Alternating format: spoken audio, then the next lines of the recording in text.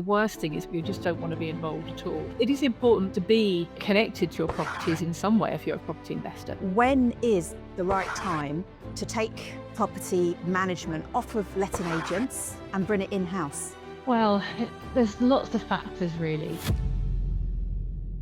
Okay, I want to scale up and I want to have a team around me, but also they might look at that letting fee column and say, I've just given away 30 grand to a letting agent every year. God, that would be someone's full-time salary. It is frustrating. I think also if you've got a large portfolio, especially if it's scattered around the country, we've spent several hours a month just managing those agents. What are the telltale signs that investors need to take on additional resource in their business? Well, we've got a really good example actually. Building wealth through property isn't about chasing big deals and paydays. It's about owning assets that make money for you consistently. But figuring it all out on your own, that's where most people get stuck. That's why we created this Property Life membership. It's everything we wish we had when we started. Expert guidance, real-world case studies, and a private community of investors actually doing deals, not just talking about them. So you could spend years trying to piece it all together yourself, or you could plug into a system that's already working for our community. Check out our membership page at This Property Life. Everything you need to know is right there. Success is a team sport. Come join in. In this episode of This Property Life, I'm joined by the brilliant Jane Scroggs, property investor, business owner, and an expert in helping investors scale without burning out. We are going to dive into some of the big questions facing property businesses. Firstly, when is the right time to take on employees? And Jane's going to share signs that you're ready, the tasks that you need to delegate, and how we can avoid the common mistakes that come with hiring too soon or too late. We also tackle the tipping point for bringing property management in-house. When does it make financial and operational sense? And what does it really take to make that transition go smoothly? So if you're juggling too much or wondering what's next in your growth journey, then this episode is packed with practical advice and smart strategy. I'm your host, Sarah Blaney, on This Property Life. Let's get into it. Welcome, Jane. Thank you. Hi. Heads up before we start the show. This Property Life is more than just a brilliant podcast. We are also a thriving network community. We meet online every single week with different property experts and in real life every single quarter to share war stories and insider tips. And the best bit is you can get this absolutely free for 2 months. So head to the link in the description and start networking smart. And whereabouts are we talking to you from, Jane? I am in Barcelona at the moment, where I spend quite a lot of my time. Yeah. And I think that is one of the key things of your business, and also, I guess, why people get into property. It's that freedom of being able to do this from wherever you are, and I guess utilizing the skills of others so that you can design the life that you actually want to live. That's so true. I think a lot of people, as they grow their businesses, they become quite bogged down by the day-to-day. But actually, let's face it, all we want is to have some kind of, well, we want to enjoy our lives, right? And the part of that, and I know a lot of property investors, and including myself, we want to just have a nice day to day. You know, of course, there's work going on, but you've got to have a balance because, well, that's what we're here to live this life and enjoy it as much as possible. So I try and be my own example of spending a lot of time overseas, not being location dependent, but also running a property portfolio based in the UK, doing it remotely with a team. So yeah, here to help property investors do the same. So, I mean, I mentioned at the beginning that we're going to kind of tackle two distinct questions that property investors might face, which is, when do you start to scale up the business and take on extra resource to help you out? And when do you think about taking the property management of your portfolio in-house? So I should probably put some context around how Jane fits into those two questions, because you started your Beam VA back in, was it in the pandemic, in the lockdown period? Yes, in 2020. I wanted a business originally. I wanted to work remotely. So I set up myself as a virtual assistant, and I've got quite a lot of experience and connections in the property industry. I've worked in the property industry since about 2005. I became quite sort of full-time with support. And then I realized there was an opportunity to scale with bringing on team members. And that coincided with the pandemic. people realized they couldn't actually hire anyone in the office anymore, Zoom became a bit of a thing. So the property investors started to realize that, we can actually work with people remotely. And at that time, I had more and more people come to me looking for support. I couldn't do it all myself, obviously. So started to hire a team, and we started to focus more in lettings property management. At the beginning, we were doing much more general property, sourcing, support, deal analysis, property development, admin. But I really saw the opportunity to niche more into the property lettings and management side of things. So it kind of started from there, really. So whilst the pandemic was not a great time for many people, for my business, it was really the kind of catalyst, I suppose, for growth. Yeah, I think it's interesting that you have further niched down as the years have gone on and really delved into the lettings side of things. So let's tackle that as our first question. I mean, when is the right time to take property management off of letting agents and bring it in-house? There's lots of factors, really. I would say if you're a property investor and you want to grow a business, so, there's different types of property investors, right? You've got some that become accidental landlords and kind of have a couple of properties and think, well, is this something I want to do? Maybe not. Maybe you're more of a landlord, I suppose, where you're slightly hands off, but you're quite happy not to get too much. You're not particularly in love with property. You don't sit there thinking, wow, I want to create a great HMO with, funky panelled walls, etc. You're just in it for the potential returns, I suppose. There's that kind of property investor, which of course we do work with, but I think those kind of investors that aren't necessarily wanting to be hands-on in the business, sometimes more suited to an agent. I would say the type of clients we work with and help support are property investors who are, they love property.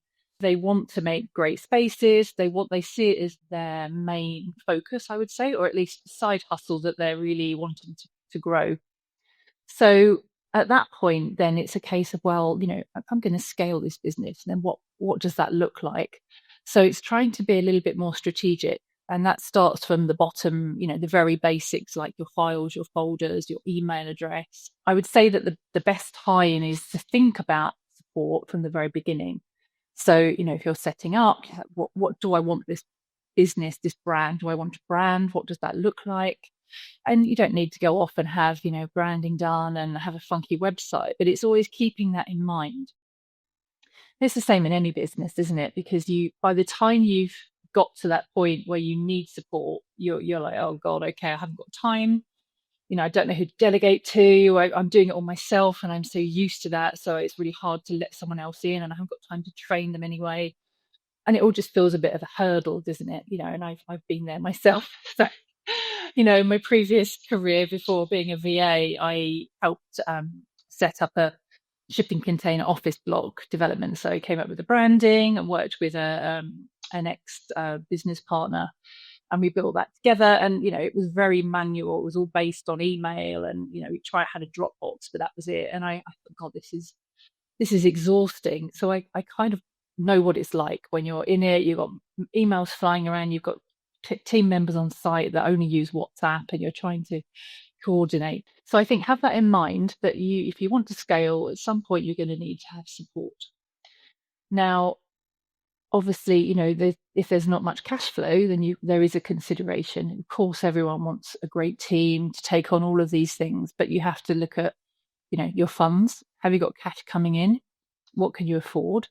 And I think you have to sort of cut your cloth accordingly. So obviously you get different levels of virtual support. For example, you've got Filipino assistants or Indian assistants, mid-tier, you've got South African, and you've got UK generalist VAs. And then you've got what Beam is, what my company is, high-end, extremely experienced, trained people, really niched in lettings and property management. So it's sort of thinking, what do you need? What can you afford? What does the business need to invest in? As well as, what am I doing every day? What can I be doing? Where could I be focusing my time? And I think we all know that in our business. There's things that we like to do. There's things that we use to procrastinate because we don't want to do the big things. There's things that we can't let go of because, it means that we're busy and we're valuable in our business. But actually, we shouldn't really be doing these things.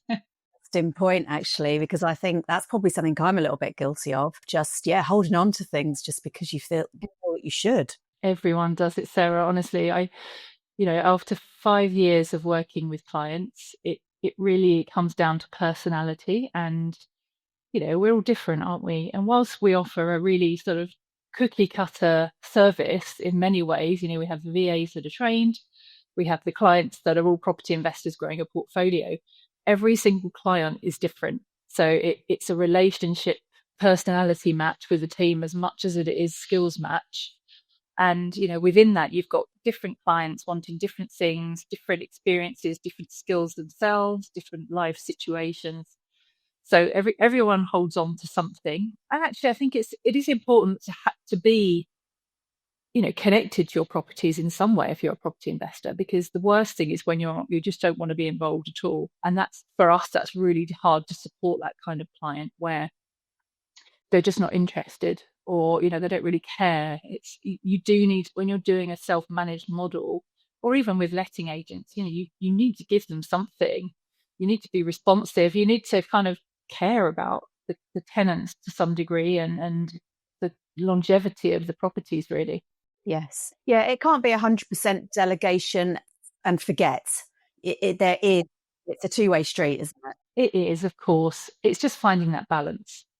What is really hard sometimes is when people, clients come to us and they obviously want to scale. They want to just get all of this sort of burden of admin and compliance, etc., off of their shoulders. But at the same time, they're so caught up in it, and they kind of, and I'm the same with my sort of internal operations. I know that I'm rubbish at delegating, but I'm aware of it, and I try and take the steps that I need to do. It comes down to a few things, doesn't it? It's your personality. It's making sure you've got the right team that you can actually trust. They're actually better than you ultimately at whether that's, anything from social media through to, tenancy legislation. So the minute you've got a team that you feel you can trust, that's the best opportunity to just go, right, you've got it. I know you've got this. I'm leaving you to it. Yeah, that is, I think, definitely the thing, because someone like myself, I am a jack of all trades. I can do almost everything to a certain degree of all rightness. And therefore, it's hard to give up all of those things, because I'm like, well, I can do that. I can do that as well. And, I can set up a website, and I can do this, and I can do all of it. But how good can I do all of them? Because at some point there is going to be, there's going to be things that someone else is just better at it. I think that's been something that I've had to really learn, where it's like, just because you can do it doesn't mean you should be doing it. Yeah, it's very true. And if you like doing it, then there is that element of it. If you actually enjoy some of these things, then great, then keep it. Even if it's a low value task, as people call it, within reason. I think there's the enjoyment factor too, we all want to enjoy what we're doing on a daily basis, but you've got to take that view of, is this the best use of my time? A lot of people might look at this not just from okay, I want to scale up and I want to have, a team around me, but also they look at their P&L each month, if that's the way that they're inclined, or they might look at it at the end of the year when the accountant's done the accounts, and they might look at that letting fee column and say, I've just given away 30 grand to a letting agent every year. God, that would be someone's full-time salary to do this. And it's kind of that kind of thought process, isn't it? Of, could this actually be saving me money? Because sometimes you get some really good letting agents, and I've had some amazing letting agents in my time as a landlord, and then I've had some that have disappointed. So, you do feel like you're often giving out money each month when the rent comes in, a percentage gets taken away, and you're still having to, remind them that a gas safe might be due, or you're kind of going, when are you doing my next property inspection? And you feel like you're kind of doing the work, but they're taking the money away. And that's a frustration, isn't it? It is frustrating. And I think also if you've got a large portfolio, especially if it's scattered around the country, you're going to have different agents involved. So therefore, you've still got all that level of communication with those agents. Even if they're doing a brilliant job, there's still an element of checking in. There's statements coming over every month. Double checking, is the statement what you expect? Have you been charged correctly as per the quotes that were sent to you for maintenance work? There still comes quite an involvement from a property investor's perspective to manage the agents, and if you've got agents that aren't, I would say, performing as you hope they would, then you've got an extra level of input. We've taken on clients before who have got lots of agents across the country, and it's not a full-time job, but we've spent several hours a month, just managing those agents, just checking in, becoming that buffer between the client and the agents, so that they're not constantly receiving messages about, can I repair this toilet seat, please? Or, the washing machine's broken, even though, it was in warranty. We're there to sort of just check those things, filter the messages, handle them, and respond on the client's behalf. So we do that quite a lot. We have a few clients like that. And as I've mentioned to you before, we do try and see what can work best for the client. Now, of course, if having lots of letting agents seems to be working really well, I don't know if they're really good value or the fees are pretty competitive, then there's not always the incentive to become a self-managed landlord or property investor. But quite often, unfortunately, agents just aren't able to deliver the service that property investors really want. As I said before, property investors are, they love their properties, they're passionate about it, they've got high standards. They've done a lot of work on these properties, and some of the HMOs are so beautiful. I mean, some of our clients' HMOs are just gorgeous. And then you have an agent that's, they've got so many people under management that they can't actually deliver the service. And so, yes, we do help them bring that self-management in-house with our support. So essentially, we're taking away any of the day-to-day for that client. And that includes checking, what we would have done, checking the statements. We would make sure that the properties are performing, what's maintenance costs versus the income, looking at, being proactive and helping with the expenses, the kind of cash flow forecasting. Some of our clients, we just sort of do everything like that. We manage their portfolios, we handle all the maintenance, we deal with all the lettings admin, the notices for evictions. So yeah, it becomes a real kind of self-managed model, but where the client's not having to have that day-to-day admin. And obviously there's going to be some letting agents out there who are going to go, yeah, but you don't know, we're the experts, you don't know tenancy law, because it obviously is a compliance game. I think for me, I feel much more happier knowing that my team know what they're doing. And I think, lettings is a minefield of legislation. I don't think a lot of landlords go into this, or property investors go into it realizing what is at stake if you don't get these things correctly, if you don't send the right documents at the right time, or register this, say the right thing in your contract. It's so, you have to be so careful in the UK. Yes, our team, so we have two different teams. So we have a UK-based team, years spent in the industry. All of our team have, I would say they're property people. We don't work with anyone in the UK who's just sort of in it because they've worked in property for 6 months or amongst other things. These people they live and breathe property and always have. So they know legislation inside out. I mean, many of our team are qualified up to level 4, which is kind of the pinnacle of the qualifications you can have in an Arla property mark.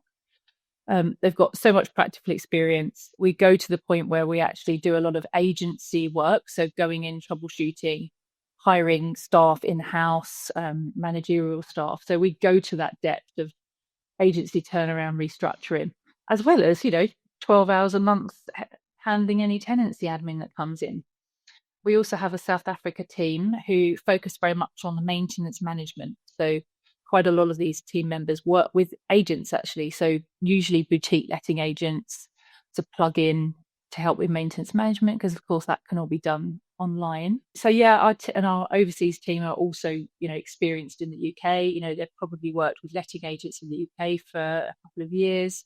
So no one on our team is new to property lettings and management. And so we have that kind of, it gives me the confidence we could just go in and quickly get on with the job, pick up what's going on, and no training. It's just immediately trying to get a client to be hands off. The landlord has to abide by, if they were going to take their property portfolio in-house on the management side, is there anything that they need to do to be, compliant in the eyes of the law? Yeah, I mean, they must be registered with the ICO. So, you always need to send a privacy notice to your tenants, or even when you're collecting data to do with applications, viewings, etc. There's no legal requirement in terms of for the landlord. Obviously, you've got the property compliance that you need, whether it's portfolio managed by an agent or not. There's different processes that we have that, when you're coming into self-management. But in terms of compliance, not necessarily. I think it's always good to join the NRLA because it's such a great point for information, as well as contracts, guidance. The difference comes when a lot of our clients say, well, I've got a portfolio. I really want to start managing other people's properties. So then you come into a new level of compliance. You need to have client money protection. You need to have certain insurance. You need to have the bank account set up and the ombudsman membership, etc. So quite a lot of our clients do that. So we have a kind of a service where we set up as an agency and guide them through the process, do all the work, and get them set up in terms of systems, compliance, etc. It's their properties and only their properties, apart from the ICO. Then they don't need anything further. But obviously, if they're going to take other people's properties, that's when all of that extra compliance comes in. Yes. I mean, when you're taking your own properties back from an agent, there is a process that you must adhere to. There's notices you need to give the tenants. You need to advise them of the person that, who the rent, where the rent's going to be collected, who's going to be managing the property. So yeah, that's something that we sort of go through a step-by-step process.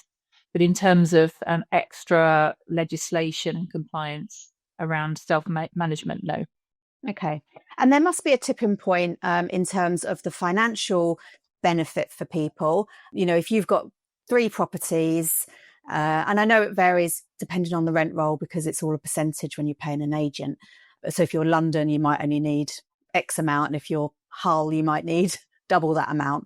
But is there a magic amount that generally it makes better financial sense for them to, take the management in-house and use VAs like yours? We've found that it's usually anything from 2 HMOs upwards, because with an HMO, you're obviously paying, extra. You're paying, I would say, between 12 and 15%, and usually that's plus that. Yeah. So I think especially if you're not quite happy with how things are, then it's definitely worth thinking, right, how can I do this differently? Because VA support generally is you're paying by the hour. So how we work is that the client retains us for a certain amount of hours a month. And so, we, however long that is, depends on the portfolio size, the level of maintenance, what we think it's going to need. And that doesn't necessarily scale with the amount of properties that come on board. So, it's not like there's 10 hours for 2 properties, 20 hours for 3. It doesn't work like that. So it really works with economies of scale. And even with a single let portfolio, it's the same, not quite 2, but you probably need, I would say 10 or more to bring in to make it really be cost effective. Yeah, exactly. And that's for the maintenance. You've obviously got the tenant fine part. That can also be done remotely, and we quite often we put the moving parts in place on the ground for viewings, check-ins, etc. So, if you can also bring that in-house and self-manage the whole tenant fine part, you're saving an extra amount too, because that's separate. An agent will always charge you separately for that too. What about when you have a property business, you've brought some of it in-house, but then, you're also wanting to scale up. So I know you're focused on the lettings, but let's just sort of widen it out a little bit. What are the telltale signs that investors need to take on additional resource in their business? Good example, actually, one of our clients, we started with them, I think it was 12 hours a month, just helping with lettings admin. So now that was one VA. Now we've got 3 team members with that client doing different things. So as over time, we realized that actually, having a bit of insight into the business, there's a lot more that needed doing. There was a lot of utilities that needed untangling. So quite often that's another thing that property investors don't really enjoy, is the setting up the utilities. And then obviously, I get it. It's time spent on the phone, and sometimes it's just not the best thing you want to do with your time, but it does need addressing. So we'll go in and actually untangle the utilities for each property, make sure it's super organized and everyone knows what's happening. So we tended to so once we went into that business, we realized that was an issue as well. And then we brought on another VA to handle all the maintenance side of things and to support on the lettings as well. And we have another VA who helps the same client with all the development admin. So, power connections, warranties, building control management, sourcing contractors, liaising with contractors. And she also helps on the rental side, doing all the rent reconciliation, the zero, the statements to the landlords, because they also have a few that they manage for other clients. And recently we've brought in the director to have a virtual PA, executive assistant support too. So we're trying to kind of cover off as much as we can for this client, because there's so many areas you can support with. So yeah, it's niching, but niching within the niche sometimes. You can just go really deep into it, and also bringing in a bit more general support. So making sure that they're turning up to meetings, they could get the information out to the brokers for a refinance, all that sort of thing. Yeah, sure. So, and what do you think are the top 5 things you need to do to make that transition of going from I'm doing everything, it's all in my head, to having a capable team that is working, for you? What's the best way to transition? I think it's that classic of, be aware of the things you're doing every day, where you're focusing your time, and then starting to think, well, what specialists would I need to do this? Of course, you can hire someone that's general, and maybe that's where you start. You might hire a VA for a few hours a week, or even, if it's a low cost overseas VA, maybe for slightly longer. Even with that, you've got to know what you want to give that person. It's all very well hiring someone, but there is an element of what are they going to do? And if they're not necessarily experienced in the nitty-gritty of your business, where they can actually extract and say, don't worry, I've got this, I can see this, I can deal with this, then you're going to need to give them some guidance. So I think understanding where the parts are that you want to grow, and that can start with website, social media, I think, perhaps investor packs, or maybe deal analysis, sourcing.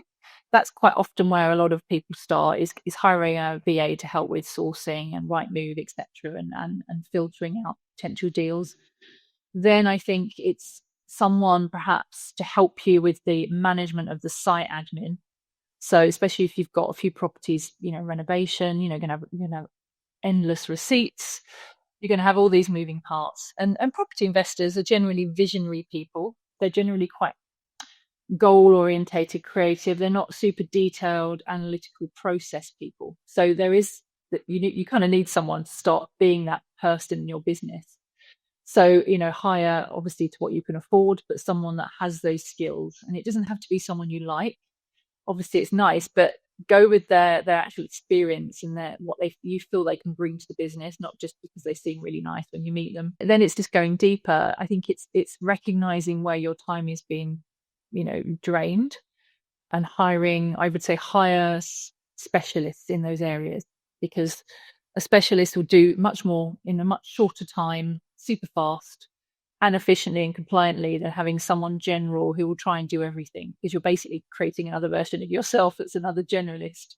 Yeah. So yeah, I think it's a combination of that, but also knowing what, being clear on where you want to grow the business, and also thinking of that too.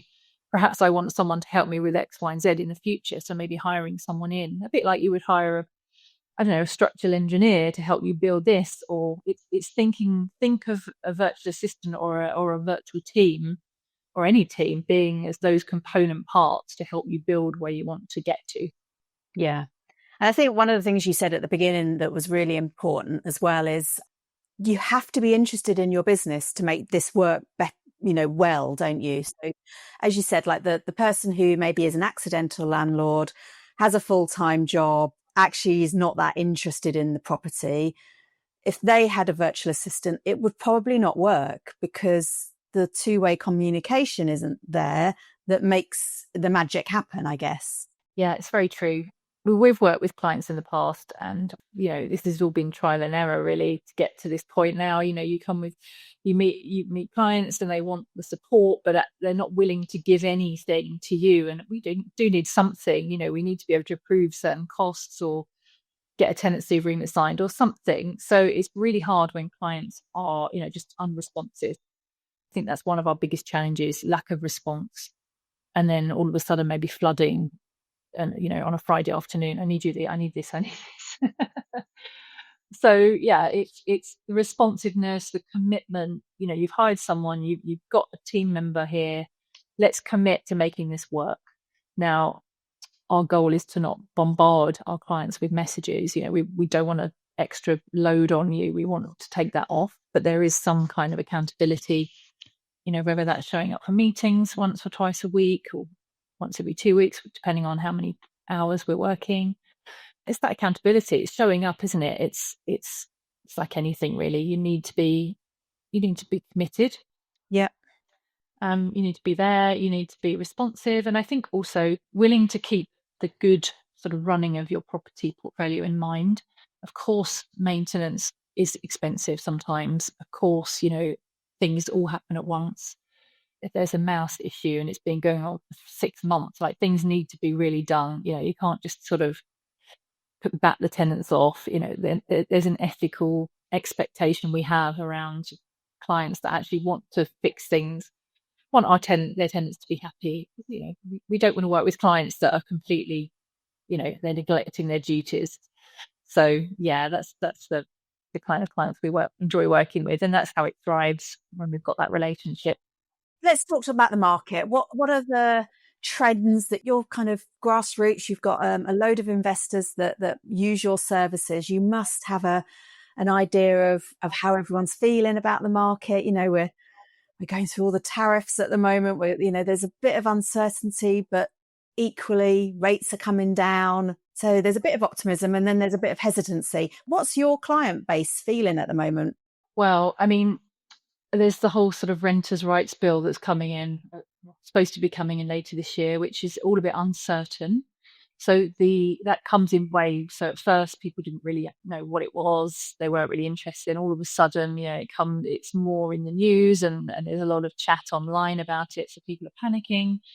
That comes in waves. So at the moment, I think people understand it's coming. They're starting to think about how what they want their portfolio to look like in the long term. Do they want these tenants in there? Because it's going to be much harder to evict, really problem tenants later once the Renters' Rights Bill comes into effect.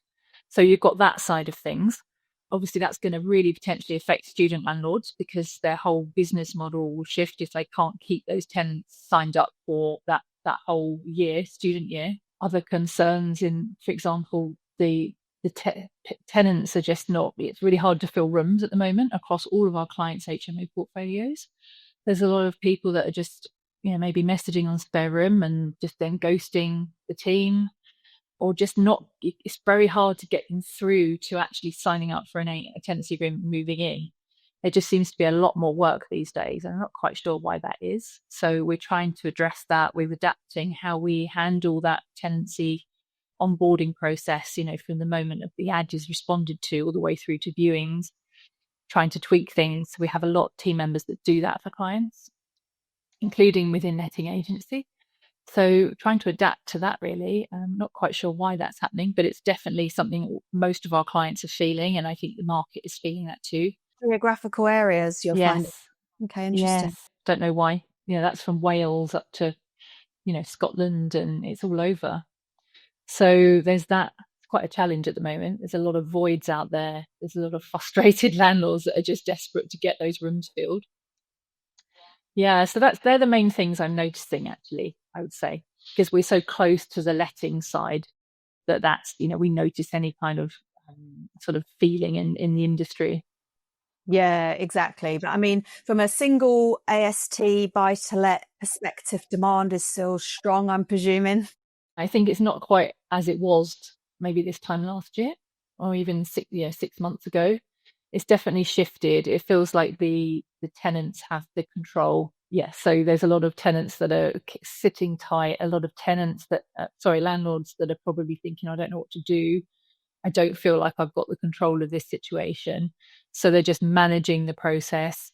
I think there is a real shift towards the tenant rights, well-being, which is important, of course, but I think it's shifting away from the landlord.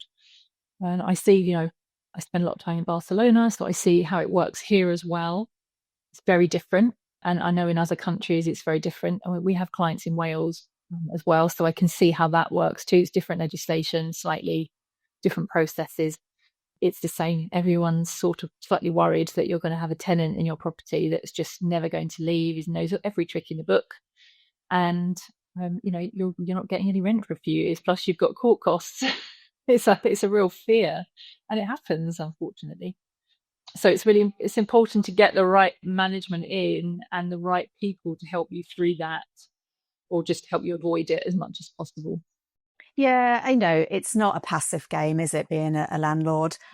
It can be sold like that. It never has been, and it never will be, I don't think. So, I think you've got to go into the game knowing that things can happen, but there are lots of things you can do to, mitigate that.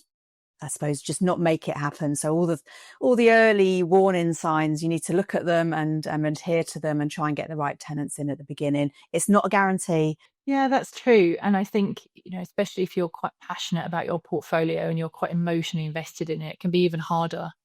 And, we often say that we come on with a bad cop, when the clients are usually lovely, they end up with a personal, rapport with the tenants. And sometimes that can get, as you grow your portfolio, that's really hard to maintain. And it can be quite wounding when a tenant that you really like suddenly turns around and just plays every trick in the book, stay in your property and not pay rent. So, we can come in and actually manage that process and be that buffer and that sort of bad cop to tell you, tell the tenant how it is, what they need to do, and shield our clients from those day-to-day stresses as much as possible. Yeah. So they're not having to, answer WhatsApps and deal with all the kind of stuff. They just, we're doing that for them, and they just get a report from us. And whilst obviously there is that underlying feeling that that's happening to your business, you're not completely at the front line every day. You've got someone that you can trust that's handling it in the best way possible. Yeah, I think the market's changed so much. If you go back, pre-COVID, you had two options. You use letting agents or you self-managed, and you pretty much did everything yourself. You might be at the stage where you had enough properties that you could afford to bring someone in on a PAYE or a consultancy basis. But everything's really changed, hasn't it, with the globalization of the workforce. And, I think that's been really interesting, and lots of people have probably tried overseas VAs in one shape or another with some success for a time, and then it goes off the cliff. I quite like the idea that you've got a hybrid thing of some really highly skilled UK-based VAs who know the system, know the culture, and you're tapping into that high skill base. And then you also have your overseas VAs who fill a different need, and both equally important. But having that hybrid, I think, gives me as a landlord a little bit of comfort that I can move away from an agent who's supposedly knows everything that they should know, and lots of them do. Lots of good agents out there, but it's nice to know that that's an option. Yeah, definitely, because you're hiring someone that, like you said, a really highly skilled, trained person, and you're not having to pay them a salary of 50 grand, because that's what they would have been working as a lettings director, for example, or maybe more. You can have them for a fraction of the time and for what you need. So it's a totally flexible solution. But also, there's a commitment on both sides. That for, say, 20 hours a month, you've got that person 100% focused on your work as needed throughout the month. And, they're way more productive when they're just heads down, time's being tracked, get the work done. they're not making cups of tea and obviously chatting, and it's just a much more efficient model. Many clients use it for a long time. Sometimes clients say, look, we need someone as we're scaling, we want to have an in-house model. We have a letting agent client like that. We set up the agency for them. So that was a project. We got them all compliant, the system set up. They hired someone on the ground because that's just what they wanted, to do the meetings with the landlords, evaluations, get the business in. We support them as a property manager as well, remotely. And, they want to hire a team on the ground, and they want our support different periods throughout that journey. Some people just like the idea of having a shop front, and that's brilliant. It's just, we can slot into that sort of, 6 months, 8 months, a year role, or we're there for life. We can do both. So, and that really comes down to the client's preferences, Yeah, well, I've thanks some really good practical tips that we've learned today. So if you are an investor, you've got a portfolio, you've got, perhaps 10 to 12 ASTs, whether that's single lets or across a couple of HMOs, take a look at that column in your accounts and see how much you're paying out to your letting agents. Is it good value, or are you left a little bit disappointed? And, if you are thinking of scaling up and actually trying to bring things in-house, but don't necessarily want to be on the front line all the time, building up a VA team could be definitely the thing that brings you to the next stage of your business growth. So Jane, thanks so much for today. If people would like to get in touch and find out more about what you do, what's the best way? Well, thank you so much for having me. Yeah, our website is beam-va.com. You can find me on Instagram, Jane Scroggs Property. Yeah, my email is, I'm sure you'd share it on the show notes, but yeah, I'm Google Beam Virtual Property Support, and hopefully you'll find me. Fantastic. And again, Jane, thanks so much, and enjoy the Spanish weather, and we will hope to catch up soon. Thank you very much, Sarah. Thanks.